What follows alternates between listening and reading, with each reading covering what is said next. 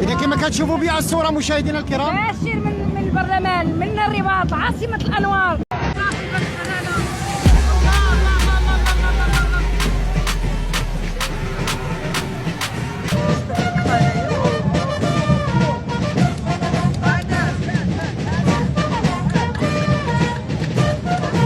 ومسؤولية جسيمة، وقد عاهدتك وعاهدت الله تعالى على أن أعمل صادقا على أدائها، ويشهد الله أنني ولن أدخر أي جهد في سبيل الدفاع عن مصالحك العليا وقضاياك.